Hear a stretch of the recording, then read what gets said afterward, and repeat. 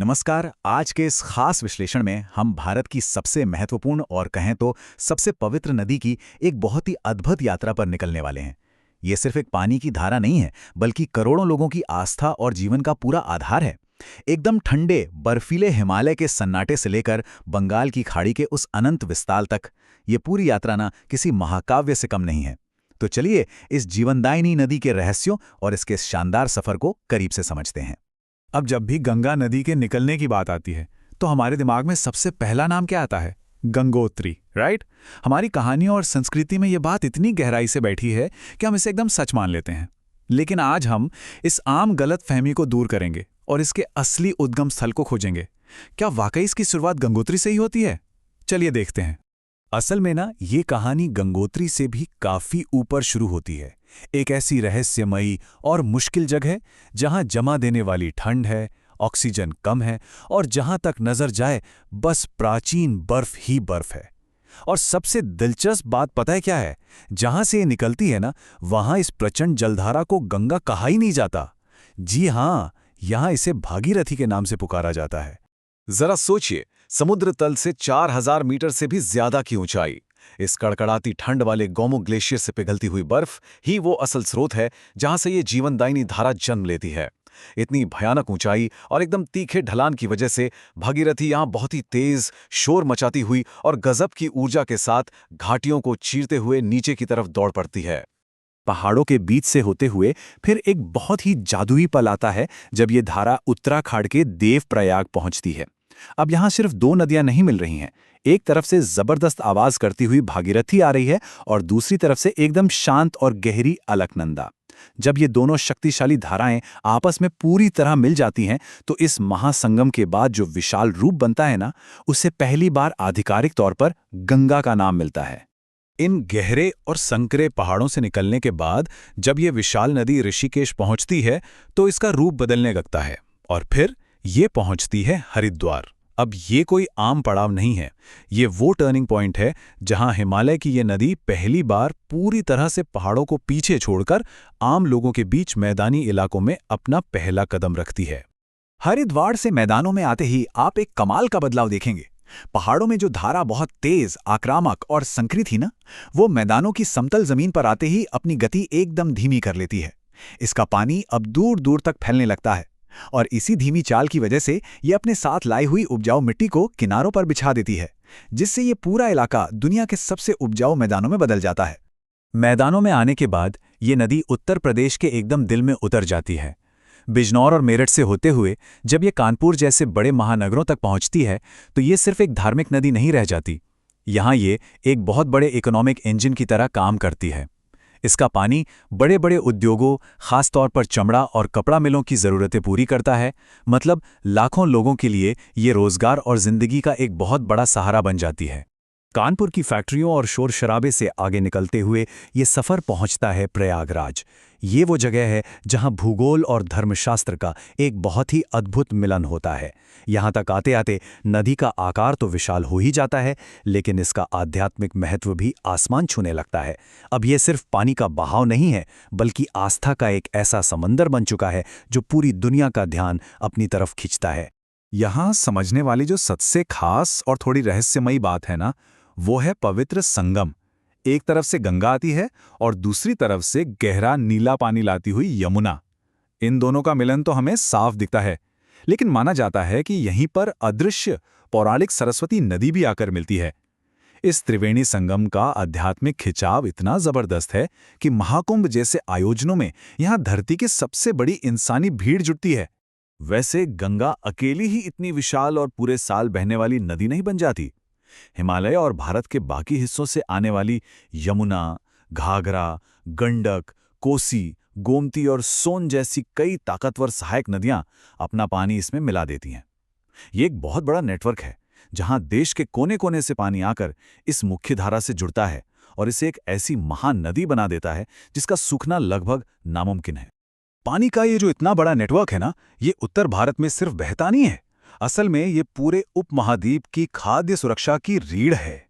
अगर ये नदी तंत्र ना हो तो शायद उत्तर भारत का नक्शा ही कुछ और होता। इसी पानी की बदौलत लाखों किसान बड़े पैमाने पर गेहूं, धान और गन्ने जैसी बेहद जरूरी फसलें उगा पाते हैं।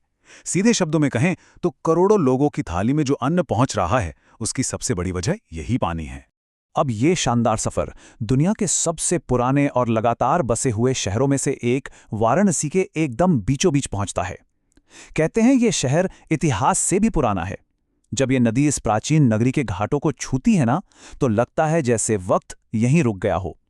यहां गंगा सिर्फ बहती नहीं है, बल्कि वो सदियों के ज्ञान, परंपराओं और इंसान के जन्म से लेकर मृत्यु तक के पूरे चक्र की एक खामोश गवाह बन जाती है। वाराणसी के घाटों पे आपको जिंदगी का एक बिल्कुल ही अलग रंग देखने को मिलेगा। मंदिरों की गूंजती घंटियां, रोज सुबह हजारों लोगों का आस्था की डुबकी लगाना, लगातार गूंजते मंत्र और फिर शाम के वक्त दशाश्वमेध घाट की वो भव्य गंगा आरती। जब सैकड़ों दियों की रोशनी नदी के शांत पानी पर पड़ती है ना, तो एक ऐसी आध्यात्मिक एनर्जी पैदा होती है जिसे महसूस करने के लिए लोग दुनिया भर से यहाँ खींचे चले आते हैं। यूपी की सीमा पार करके जैसे ही ये नदी बिहार में एंट्री लेती है, तो ये व्यापार और संस्कृति के लिए एक ऐतिहासिक हाईवे का काम करने लगती है। आप देखिए, बक्सर में खेतों को पानी देने से लेकर पटना को एक प्राचीन व्यापार केंद्र बनाने तक और मोकामा से भागलपुर तक ट्रांसपोर्ट को आसान बनाने तक ये नदी अपने किनारों पर बसे अनगिनत शहरों और बस्तियों को बिल्कुल एक माँ की तरह पालती आ रही है। मैदानों की ये लंबी और शानदार यात्रा अब अपने सबसे नाटकीय और आखिरी फेज के करीब पहुंचती है। जैसे ही ये महानदी पश्चिम बंगाल में कदम रखती है, इसका रूप एक बार फिर से बदल जाता है। अब पानी को एक साथ समेटकर रखने के बजाय ये खुद को फैलाने और नई शाखाओं में बंटने की तैयारी शुरू कर देती है। ये इस बात का सीधा सा इशारा है कि अब इसका अंतिम गंतव्य ज्यादा दूर नहीं है। पश्चिम बंगाल में आकर पानी का ये इतना बड़ा खजाना दो मुख्य शाखाओं में बंट जाता है। इसकी एक बहुत बड़ी और अहम धारा पद्मा का नाम लेकर सीमा पार करके बांग्लादेश की तरफ निकल जाती है, और वहीं इसकी दूसरी महत्वपूर्ण धारा हुगली के रूप में दक्षिण की तरफ मुड़ जाती है। यही हुगली नदी है जो ऐतिहासिक कोलकाता शहर को जीवन देती है और बंगाल के एक बहुत बड़े हिस्से का भरण पोषण करती है। बंगाल की खाड़ी में मिलने से बस थोड़ा ही पहले ये बटा हुआ पानी दुनिया के सबसे बड़े नदी डेल्टा यानी सुंदरवन का निर्माण करता है। ये घने मैंग्रोव जंगलों का एक बहुत ही जटिल और हैरान कर देने वाला इकोसिस्टम है। ये पूरा दलदली इलाका ना सिर्फ हजारों तरह के पेड़ पौधों का घर है, बल्कि पूरी दुनिया में मशहूर राजसी रॉयल बंगाल टाइगर का इकलौता ऐसा प्राकृतिक घर है जो मैंग्रोव के जंगलों में रहता है। तो जरा सोचिए, गौमुख के एकदम जमे हुए ग्लेशियर से शुरू होकर ऊंचे पहाड़ों को चीरती हुई, उत्तर भारत के विशाल मैदानों की प्यास बुझाती हुई और आखिर में घने डेल्टाओं से गुजरती हुई 2500 किलोमीटर से भी ज्यादा की ये विशाल यात्रा आखिरकार बंगाल की खाड़ी के अनंत पानी में मिलकर पूरी होती है। बर्फ की एक छोटी सी बूंद से लेकर महासागर में मिल जाने तक का यह सफर वाकई अकल्पनीय है। लेकिन कहानी यहां खत्म नहीं होती। इस प्राचीन नदी के इतने बड़े ऐतिहासिक, सांस्कृतिक और इकोलॉजिकल महत्व के बावजूद आज की सच्चाई बहुत डराने वाली है। जिसे करोड़ों लोग पवित्र मानते हैं, आज वही नदी अभूतपूर्व आधुनिक दबावों और जानलेवा प्रदूषण का सामना कर रही है। मतलब जिस नदी ने हमें जीवन दिया, आज उसी का अस्तित्व एक बहुत बड़े खतरे में है। तेजी से बढ़ते उद्योगों का जहरीला कचरा, शहरों से सीधा नदी में गिरने वाला अनफिल्टर्ड सीवेज और कभी न खत्म होने वाले प्लास्टिक का ढेर आज इस जीवन रेखा का सचमुच दम घोट रहे हैं। जिस पानी ने सदियों तक बड़ी बड़ी सभ्यताओं को पाला पोसा, आज वो खुद अपने अस्तित्व की लड़ाई लड़ रहा है।